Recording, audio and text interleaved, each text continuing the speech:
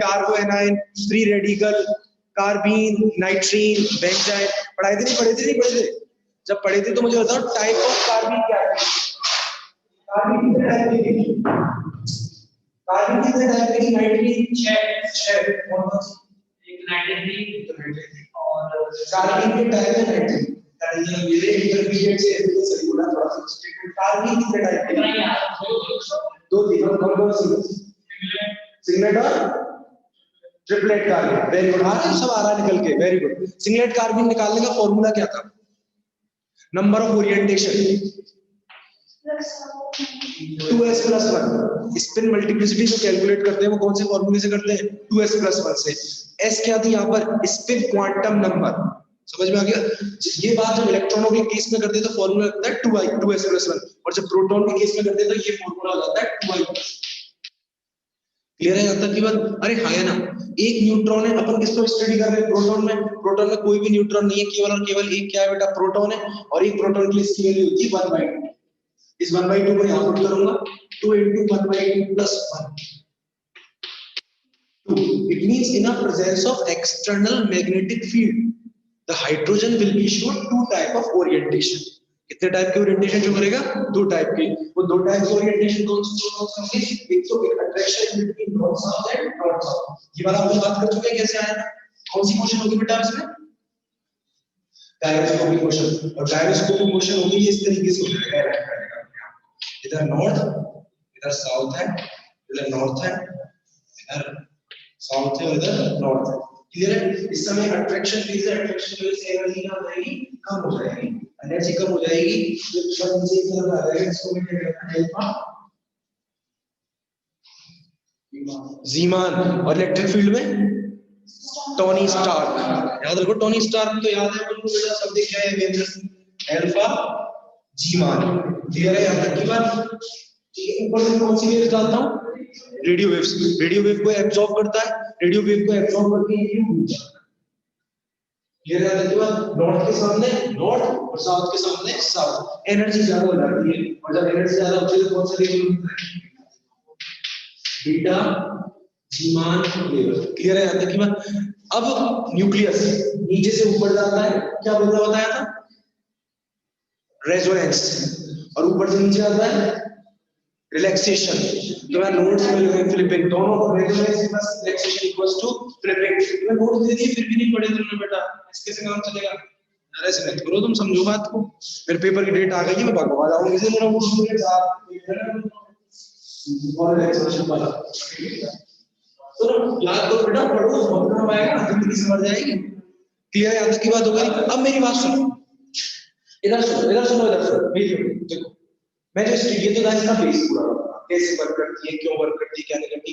अब देखो कौन से मॉलिक्यूल आईआर एक्टिव होते हैं, एनएमआर एक्टिव होते हैं, और कौन से एनएमआर इनएक्टिव होते हैं? जिनके एटॉमिक नंबर में Ca2H2, समझ में आ गया? जैसे पहले क्वेश्चन देते हैं, जिनके एटॉमिक नंबर में 4 से पूरा का पूरा भाग चला जाता है, एटॉमिक मास 4 से 4 से कंप्लीट डिवाइड हो जाते हैं, वो सभी के सभी एनएमआर इनएक्टिव होते हैं। कौन से होते हैं? इनएक्टिव। और अगर कुछ रिमेनिंग सेफ बचता है तो वो सारे के सारे आईआर एक्टिव होते हैं। क्लियर है यहाँ तक की बात? जैसे 6C12 और 6C13 कार्बन, 6C12 और 6C13, इन दोनों में से कौन सा एनएमआर एक्टिव है और कौन सा इनएक्टिव है? तो ये तो कंप्लीट डिवाइड हो जाएगा, 0 आएगा तो ये इनएक्टिव है, ये वाला कौन सा है? एक्टिव। क्लियर है यहाँ तक की बात? चलो आगे की बात सुनते हैं। दूसरी बात, सिग्नल आएंगे पड़ोस से, समझ में आ जाएगा कौन सा सिग्नल कहां से आएंगे? पड़ोस से। पड़ोसी कैसा होना चाहिए? बिल्कुल पास का। ऐसा नहीं पड़ोस का पड़ोस देख रहा, मेरे स्टेटमेंट को सुनना, क्वेश्चन करने जाओ। पड़ोस की पड़ोस को देखें, जैसे सपोज देखो एक डायग्राम होता है जिसको बोलते हैं पास कर डायग्राम। क्या बोलते हैं? पास कर डायग्राम। जब एक सिग्नल आते हो, स्टेटमेंट सुनना, कोनों पर एक चलेगा, कोनों पर क्या चलेगा? एक चलेगा, और जब दो वैल्यू आपस में जुड़ेंगी तो वैल्यू बढ़ जाएगी। एक पहली वैल्यू है 1, ये लिख दिया मैंने 1, और 1 को बोलते हैं बेटा सिंगलेट। क्या बोलते हैं? सिंगलेट। एक लाइन दो में स्प्लिट होगी, एक लाइन कितने में स्प्लिट होगी? 2 में। कोड नंबर क्या चलता है? 1 1। जब दो सिग्नल आएंगे कंप्यूटर की स्क्रीन पर, एक आने का मतलब है सिंगलेट, आने का मतलब है कंप्यूटर की स्क्रीन पर इस तरीके से सिग्नल आएगा। क्लियर है आगे की बात? फिर मैंने क्या कहा, एक लाइन 2 में डिवाइड हो रही है, वही 2 में डिवाइड, इसका मतलब रेशियो क्या है बेटा, 1:1। सिंगलेट जब 2 आते हैं, तो क्या होता है, डबलेट। कंप्यूटर स्क्रीन पर सिंगलेट कैसे आएगी, दोनों वैल्यू सेम है, इसका मतलब जो पी आएगी वो शार्प पी आएगी कंप्यूटर पे, ऐसी सिग्नल दिखाई दे। अब हर लाइन कितने में डिवाइड है बेटा, 2 में डिवाइड है। क्लियर है यहां तक की बात? 2 में डिवाइड है, ई लाइन कितने में डिवाइड है, 2 में। कॉर्नर पर हमेशा क्या चलेगा, 1। वेरी गुड, कॉर्नर पर क्या चलेगा। लेकिन इस लाइन का जो फॉर्मेशन हो रहा है वो with the contribution this line and this line 1/2।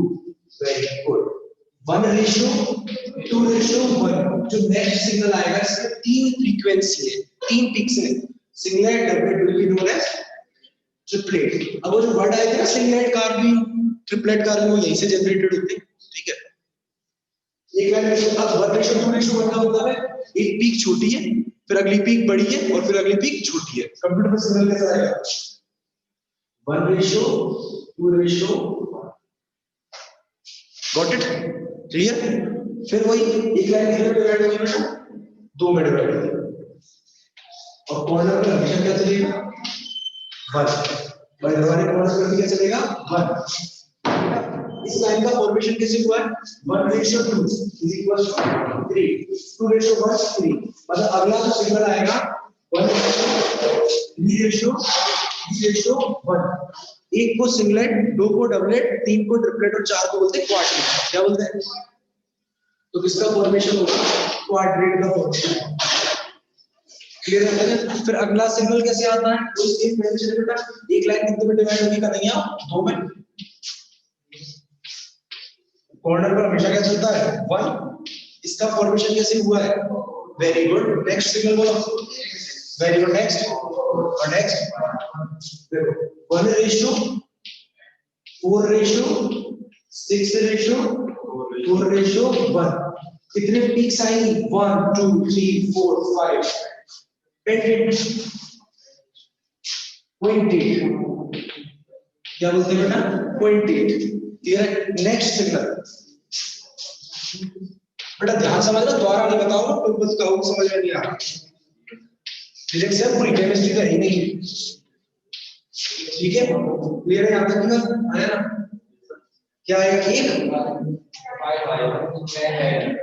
Signal triplet तक का बता दिया था, क्वाड्रेट है, फॉर्मेशन रेशियो 1 इंटर उस पे इंटरनेट का कंप्यूटर की स्क्रीन पर सिग्नल कैसे आएगा, 1:3:3:1। Got it? अच्छा 1:4:6:4:1 कैसा आएगा बेटा, 1:4:6:4:1। बना लो तो पूरी स्क्रीन से ना, 1:5:10:10:5।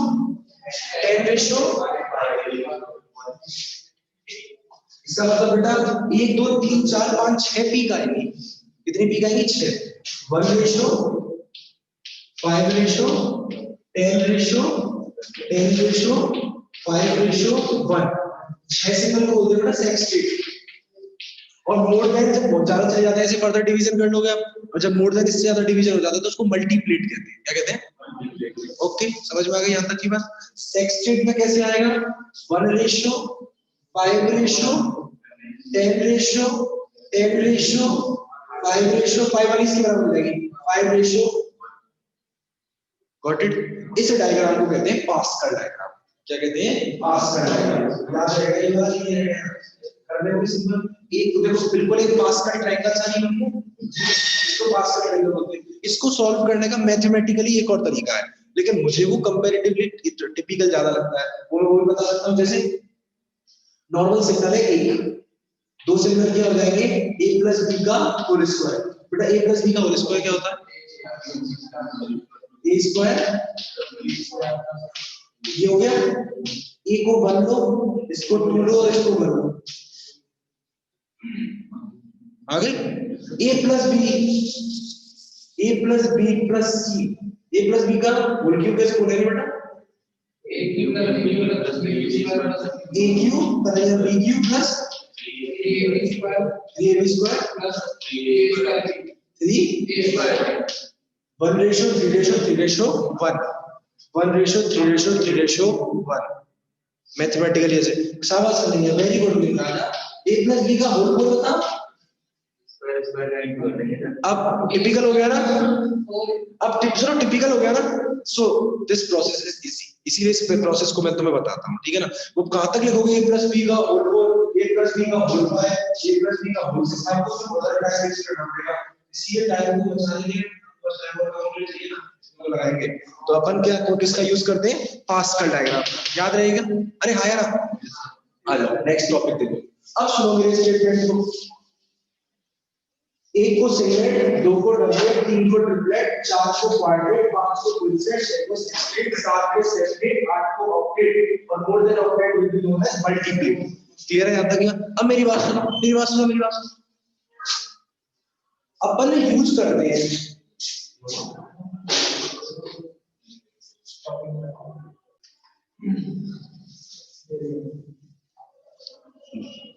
ठीक है, तो करें शुरू। चलो बेटा देखो निकलवा ली मेरी। अब देखो इधर इधर देखो, इधर देखो, इधर देखो, देखो। अब आप देख रहे हो, अगर पड़ोसी एक जैसे तो सिग्नल भी एक जैसे, पड़ोसी अलग अलग तो सिग्नल भी अलग अलग। पड़ोस बिल्कुल पड़ोस होना चाहिए, पड़ोस से ज्यादा दूर नहीं होना चाहिए। पड़ोसी हमेशा क्या करवाता है बेटा, घर में लड़ाई कराता है तो स्प्लिटिंग ऑफ सिग्नल होगी। स्प्लिटिंग ऑफ सिग्नल दो फॉर्मूले से होती है, जो एक क्वेश्चन समझ में आ जाएगा तुम्हें। अगर एक पड़ोसी है तो स्प्लिटिंग होगी n+1 फॉर्मूले से, और मोर देन 1 पड़ोसी है तो सिग्नल होंगे, स्प्लिटिंग होगी n+1 और m+1 फॉर्मूले से। अब देखो सुनो, इधर देखो, CH3 single bond, CH2 single bond, CH2 single bond CH। Paper में क्वेश्चन आएगा ये ऑर्गेनिक कंपाउंड कितनी NMR सिग्नल देगा। तो देखो स्वयं की वजह स्वयं से सिग्नल, मतलब खुद से खुद के सिग्नल तो नहीं आते, सिग्नल कहां से आते, पड़ोस से आते। इसका पड़ोसी कौन है, CH2। एक सिग्नल इसके लिए आएगा बेटा पहला, किसकी वजह से आएगा, CH2 की वजह से। इसके लिए कितने सिग्नल आएंगे, इसके कितने पड़ोसी हैं, दो पड़ोसी हैं और दोनों के दोनों क्या है, अलग है। ये तो CH3 और ये कौन है, CH2। तो ठीक है, एक सिग्नल इसकी वजह से आएगा B, और इसका एक पड़ोसी Cl और एक CH3, एक सिग्नल इसकी वजह से आएगा C। तो टोटल कितने सिग्नल आए इसके लिए, 3। मेरा नेक्स्ट क्वेश्चन सुनना, CH4 टोटल कितने सिग्नल आएंगे, दो कौन से, चारों हाइड्रोजन एक जैसे, इसका भी पड़ोसी कार्बन, इसका भी पड़ोसी कार्बन, इसका भी पड़ोसी कार्बन, इसका भी पड़ोसी कार्बन। पहली बात तो आपको प्रोटॉन को फोकस करना है, इसके केवल केवल किसके बारे में बताती है, प्रोटॉन के बारे में बताती है। सो 2 मिनट थोड़ा सा स्ट्रेस आ जाएगा।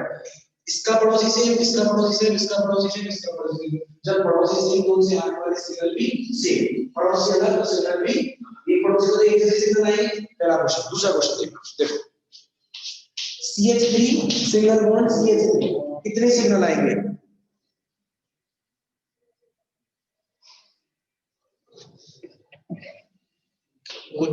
कितने, दो, दो और दो, हाँ दो, एक।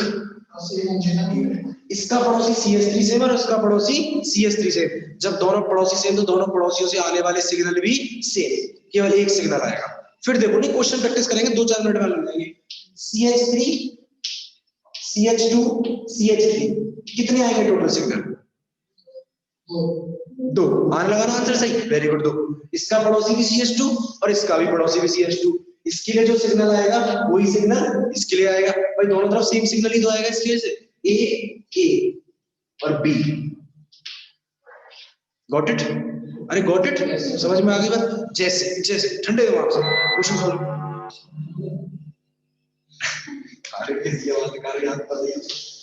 CH3 CH2 CH2 CH3 बताना करेंगे कितने, 3,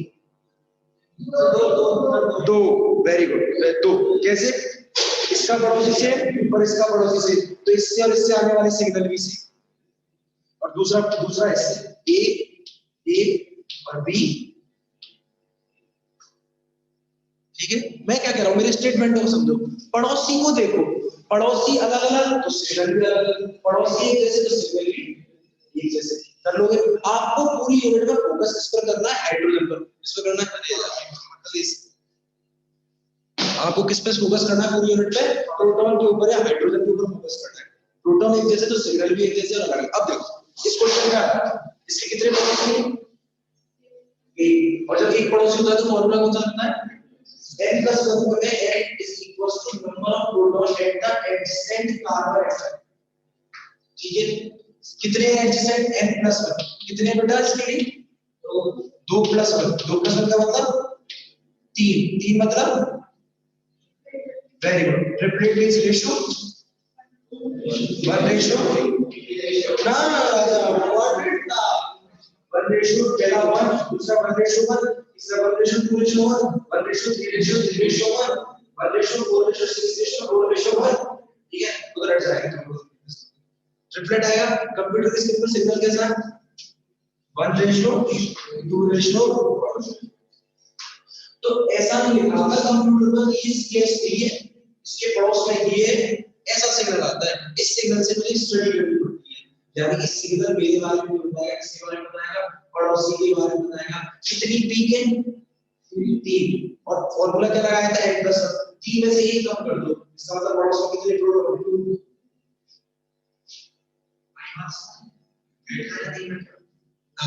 इधर देखो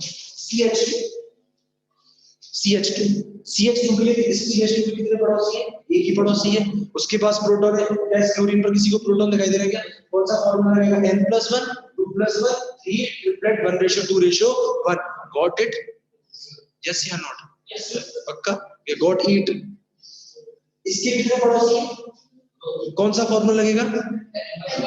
m plus 1 n plus 1। n plus 1 मतलब 3 plus 1 4 और 2 plus 1 3 equals to 12। more than 8 will be known as multiplate। Okay, अब कर लोगे। मैं कुछ मॉलिक्यूल्स लिख रहा हूँ, आपको उनको देखना है और बताना है उनमें कितने सिग्नल आएंगे केवल। ये स्प्लिटिंग नहीं बतानी है, ठीक है? स्प्लिटिंग हमेशा कौन करेगा? पड़ोसी। ये लड़ाई कौन करवाता है घर में?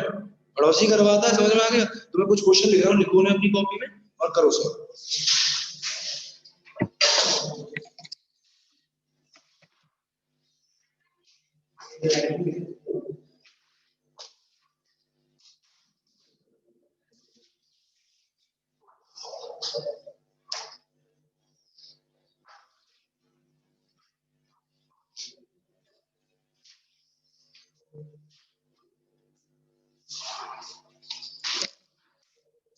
हटाओ इसे।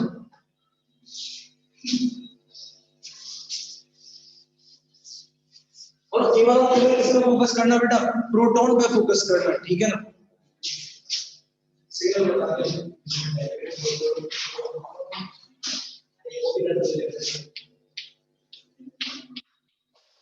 यहाँ पर आपको बताना है नंबर ऑफ प्रोटॉन और यहाँ पर बताना है आपको NMR सिग्नल।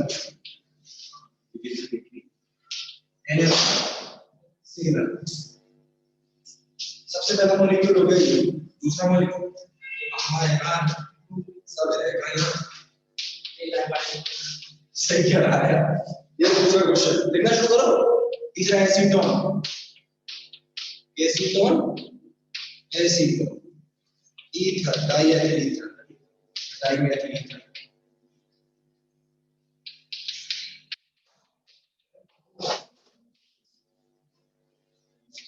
बात बताओ मुझे, तलवार को इंग्लिश में कहते हैं very good, the sword of the सुहाग, ठीक है ना?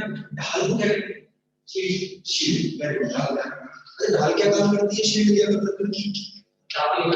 अच्छा, मतलब किसी चीज को कम करती है, ज्यादा कर देती है, प्रेशर को कम कर देती है। तो मैं बोल सकता हूं शील्ड इफेक्ट और डी शील्डिंग इफेक्ट, ठीक है? ध्यान से शील्ड का मतलब इंग्लिश मीडियम वालों को पढ़ाने को उसको पढ़ा दिया गुरुजी कहा।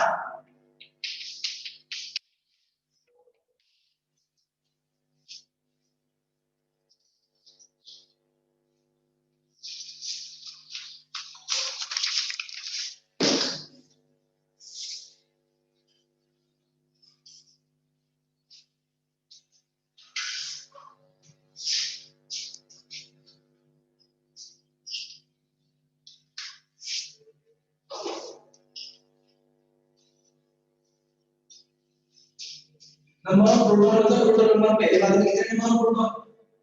6, दूसरे वाले में 6, तीसरे वाले में 6, चौथे में 6, फिर 8 5 और फिर 7। एक और लिखेगा CCS।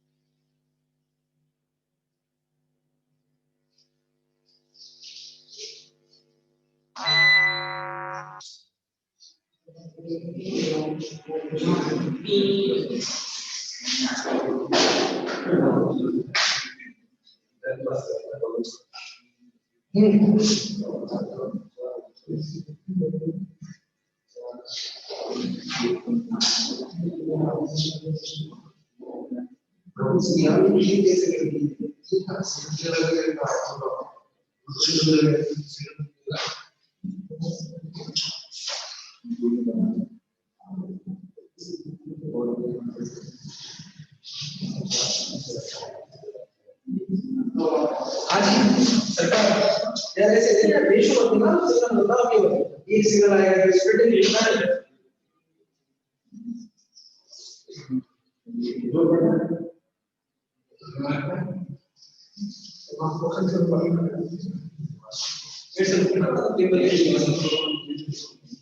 देखो सुनो, अरे कर देखो कर रहे हो नंबर ऑफ प्रोटॉन के लिए 6 6 6 6 8 5 7 और 0। क्लियर है? अब देखो ये बात सुनो, आप समझने की कोशिश करो बेटा। लगेगा इसका पड़ोसी CS3 और इसका भी पड़ोसी CS3, दोनों का पड़ोसी इससे, तो इनसे आगे वाले सिग्नल भी इससे। यह एक नंबर ऑफ प्रोटॉन लिखना, सिग्नल लिखना, एनएमआर सिग्नल आएगा 1 सारे के सारे हाइड्रोजन सेम है, उनके सबके पड़ोसी सेम है, केवल एक ही सिग्नल आएगा।